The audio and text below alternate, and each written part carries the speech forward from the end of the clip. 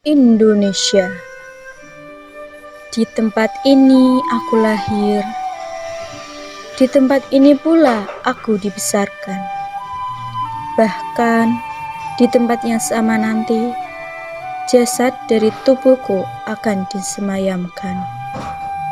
Sebuah negeri yang damai dengan keanekaragaman yang melebur menjadi satu. Lihatlah, lihat. Ada berapa saja kebudayaan di negara ini. Namun, semua justru semakin memperkuat persatuan kita.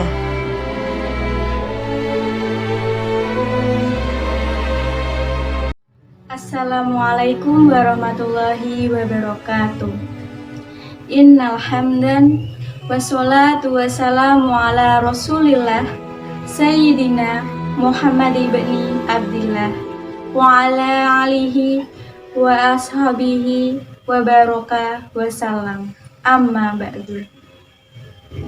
Puji syukur kita panjatkan kepada Allah Subhanahu wa Ta'ala yang telah memberikan karunia serta hidayahnya kepada kita. Tidak lupa sholawat serta salam kita panjatkan kepada junjungan kita Nabi Agung, Nabi Muhammad Sallallahu Alaihi Wasallam. Semoga kita mendapat syafaatnya di hari akhir nanti. Amin. Yang terhormat kepada Bapak Ahmad Musta'ina Soha selaku dosen pembimbing mata kuliah Pancasila, saya ucapkan terima kasih kepada Bapak karena pada kesempatan ini saya dapat menyampaikan materi yang berjudul Cinta Tanah Air dalam Perspektif Islam. Saya juga mengucapkan terima kasih kepada rekan-rekan dimanapun Anda berada karena sudah menyempatkan menonton video ini. Semoga dapat bermanfaat bagi saya dan Anda semua, bermanfaat bagi dunia dan akhirat nanti. Amin. Ke sawah menanam padi, perginya naik kerbau. Sebelum materi ini dimulai, izinkan saya memperkenalkan diri terlebih dahulu. Saya Alfi Nur Hidayati dari Fakultas Ilmu Tarbiyah Prodi Pendidikan Agama Islam IAIN Surakarta. Baik, jika sudah kenal, mari kita awali pertemuan kali ini dengan bacaan basmalah. Bismillahirrahmanirrahim. Nasionalisme. Nasionalisme berasal dari kata bahasa Inggris yaitu nation, yang berarti bangsa. Menurut KBBI, Kamus Besar Bahasa Indonesia, bangsa memiliki 3 arti yang berbeda. Arti yang pertama, bangsa adalah kesatuan orang yang memiliki asal keturunan, adat, bahasa, dan sejarahnya secara bersamaan. Yang kedua, bangsa adalah golongan manusia, binatang, atau tumbuh-tumbuhan yang mempunyai asal-usul atau ciri khas ataupun sifat yang sama. Yang ketiga, bangsa adalah kumpulan manusia yang biasanya terikat karena kesatuan bahasa dan kebudayaan dalam arti umum dan biasanya menempati wilayah tertentu di muka bumi. Istilah nasionalisme yang telah diserap dalam bahasa Indonesia adalah paham atau ajaran untuk mencintai bangsa dan negara sendiri dan kesadaran keanggotaan dalam suatu bangsa secara potensial atau aktual bersama-sama mencapai mempertahankan integritas, kemakmuran, dan kekuatan bangsa. Nasionalisme diartikan secara sempit sebagai cinta tanah air. Al-Jurjani dalam kitabnya At-Ta'rifat mendefinisikan tanah air sebagai Al-Waton al-Asli. Al-Watonul asliyu huwa maulidur rajuli wal baladul ladhi huwa fihi. Al-Waton al-Asli yaitu tempat kelahiran seseorang dan negeri di mana ia tinggal di dalamnya. Mencintai tanah air adalah sifat yang alami pada diri manusia. Karena sifat yang alamiah ini melekat pada diri manusia, maka hal tersebut tidak dilarang oleh ajaran Islam sepanjang tidak bertentangan dengan aliran atau ajaran nilai-nilai Islam. Meskipun cinta tanah air bersifat alamiah, bukan berarti Islam tidak mengaturnya. Islam sebagai agama yang sempurna bagi kehidupan manusia, mengatur fitrah manusia dalam mencintai tanah airnya. Manusia mencintai tanah air agar dapat berperan secara maksimal dalam membangun kehidupan bangsa dan bernegara, serta memiliki keseimbangan hidup antara hidup di dunia dan di akhirat. Salah satu ayat Al-Quran yang menjelaskan tentang cinta tanah air yaitu pada Quran Surah Al-Qasas ayat 85. A'udzu billahi minasyaitonir rajim. Bismillahirrahmanirrahim. Innalladzi faradu 'alaikal Qur'ana lara'adduka ila ma'ad. Qur rabbi ya'lamu man jaa'a bil huda wa man huwa fi dhalalim mubin. Sesungguhnya Allah yang mewajibkan atasmu melaksanakan hukum-hukum Al-Quran benar-benar akan mengembalikan kamu ke tempat kamu kembali. Para mufasir dalam menjelaskan kata ma'ada ini berbeda-beda. Ada yang menjelaskan ma'ada itu sebagai Mekah, akhirat, kematian, dan hari kiamat. Namun, menurut Imam Fakhr al-Din al-Razi dalam tafsirnya Mafatih al-Ghaib mengatakan bahwa pendapat yang lebih mendekati yaitu menafsirkan kata ma'ada sebagai Mekah.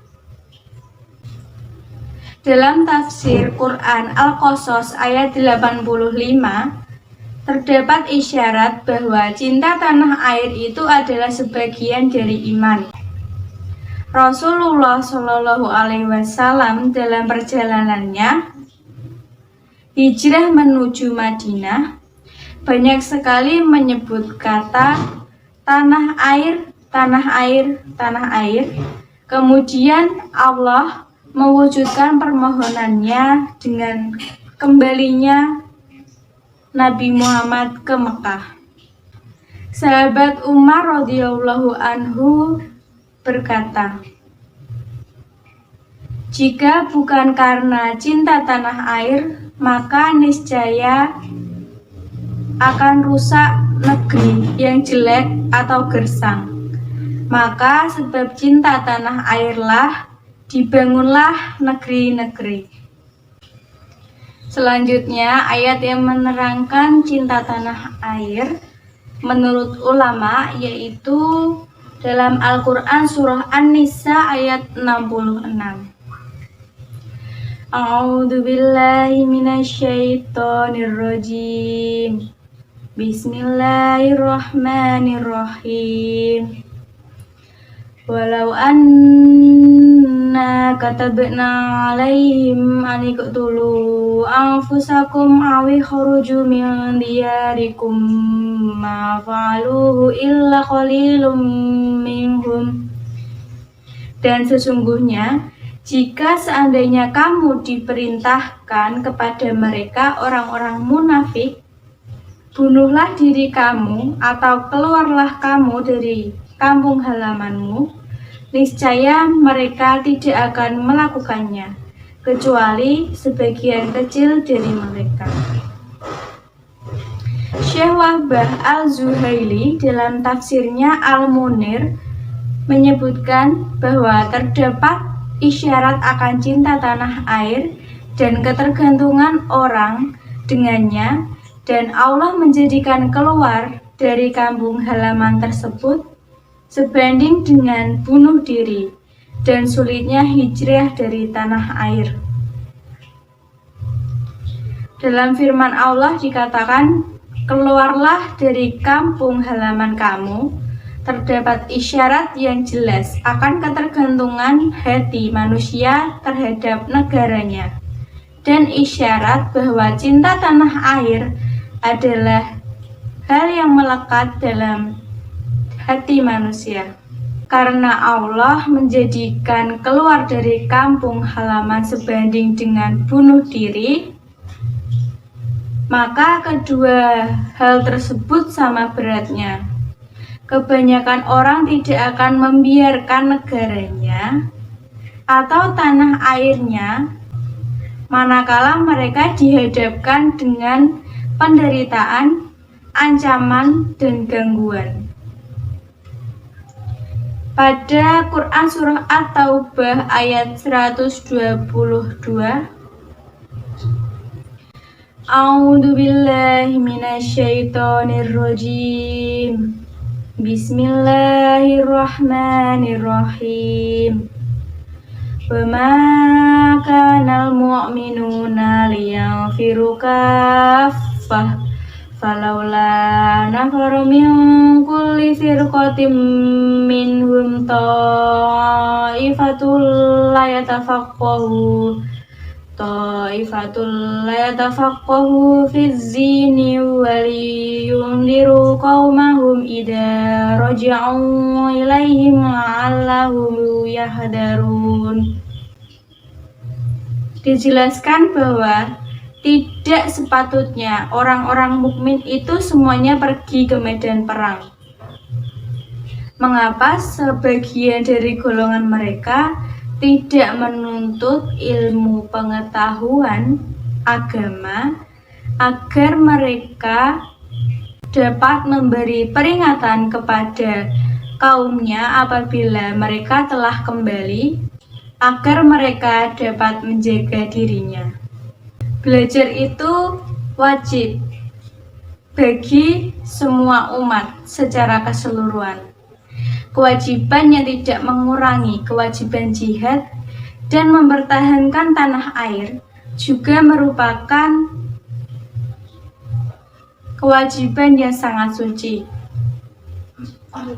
Karena tanah air membutuhkan orang yang berjuang dengan pedang atau senjata, dan juga orang yang berjuang dalam argumentasi maupun dalil. Bahwasanya memperkokoh moralitas jiwa, menanamkan nasionalisme dan gemar berkorban, mencetak generasi yang berwawasan.